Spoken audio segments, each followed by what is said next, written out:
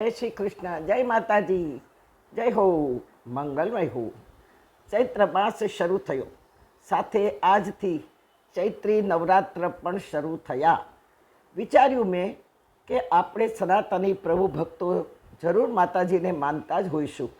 પ્રત્યેક સંસારીના કુળદેવી હોય જ, કુળદેવતા પણ હોવાના, પણ આપણામાં અમુક જ પંથને માનનારા, જેવા કે વૈષ્ણવોના મોઢે સાંભળ્યું છે કે અમે માતાજીને માનતા નથી, અમે શ્રીનાથજીને જ માનીએ, અમે પાક્કા વૈષ્ણવ છીએ. હવે મને આટલી ઉંમર પછી પાક્કા વૈષ્ણવને કાચા વૈષ્ણવ કોને કહેવાય એ સમજાયું નથી આજ દિવસ સુધી. જવા દો.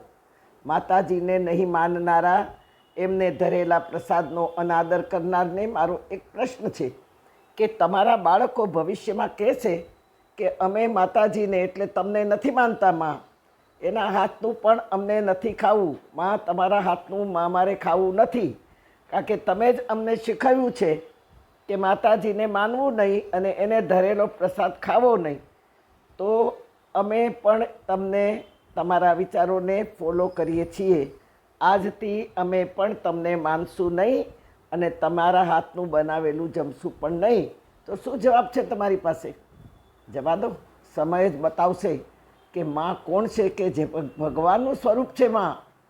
આજથી શરૂ થતા નવરાત્રની પહેલી દેવીનું નામ છે શૈલ્યપુત્રી.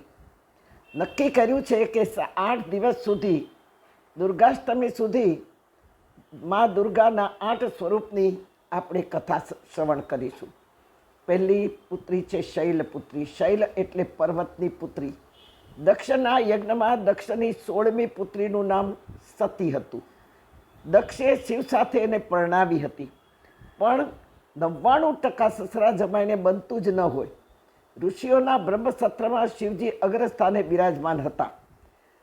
શિવજી કદી કોઈને દ્રષ્ટિ દેતા નથી. ત્યાં દક્ષ આવ્યા, શિવજીનું ધ્યાન નહોતું, તેથી તેમણે દક્ષને આવકાર્યા નહીં, માન ન આપ્યું અને ઊભા પણ ન થયા. દક્ષ ક્રોધે ભરાયો.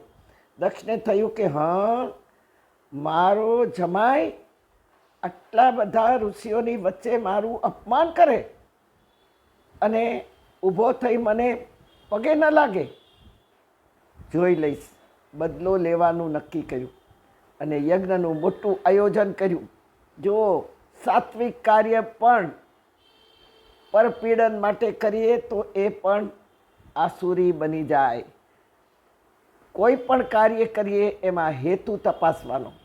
તમામ દેવી દેવતાઓને આમંત્રણ આપ્યું, પણ પુત્રી સતીને આમંત્રણ આપ્યું નહીં. હવે સતીને આપ્યું નહીં એટલે શિવને પણ નહીં આપ્યું. સતી બહુ નાના હતા.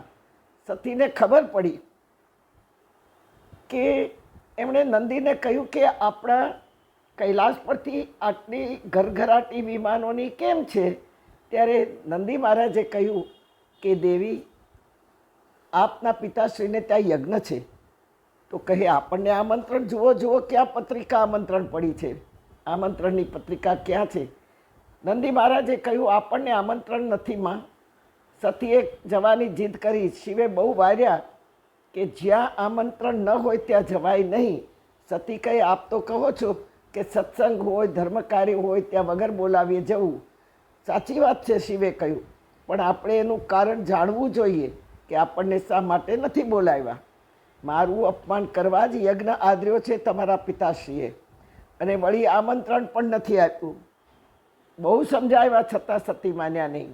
શિવે કહ્યું કે જવાય નહીં. સતી કે હું તો જવાની. અને નંદી ઉપર સવાર થઈ અને શિવે રવાના કર્યા. શિવે સતીની રક્ષા કરવા સાથે ગણો મોકલ્યા. સતી દક્ષના આંગણે પધાર્યા. બધી જ બહેનોએ સતીને જોઈને બહુ જ ટીખળ કરી, મજાક કરી, મસ્તી કરી. અને ત્યાં તો મા પ્રસૂતિ સામી આવી, ભેટી અને રડી પડી. ત્યાં દક્ષ આવ્યો. સતીને જોઈને મોઢું ફેરવી નાખ્યું. સતીને હાડો હાડ લાગી ગયું. ભડ ભડ ભડ ભડ બળતા યજ્ઞમાં સતીએ પોતાનું શરીરને હોમી દીધું. હાહાકાર સર્જાયો અને બધા જ દેવો સૌ પોતપોતાની સ્થાન છોડીને ભાગવા માંડ્યા. અને તે વખતે સતીએ બીજે જન્મ લીધો. બીજે યુગે અને એ સતીએ જન્મ લીધો હિમાલયમાં. મેનાવતી રાણીને ત્યાં પર્વત પર જન્મ્યા, તેથી પાર્વતીજી કહેવાયા. અને આ પાર્વતીજીનું બચપનનું જે સ્વરૂપ તે શૈલપુત્રી, શૈલ એટલે પર્વત પરની જે પ્રાગટ્ય થયું પુત્રી સ્વરૂપ, તેથી શૈલપુત્રી કહેવાયા. માં શૈલમાં આપને શત શત પ્રણામ અમારા.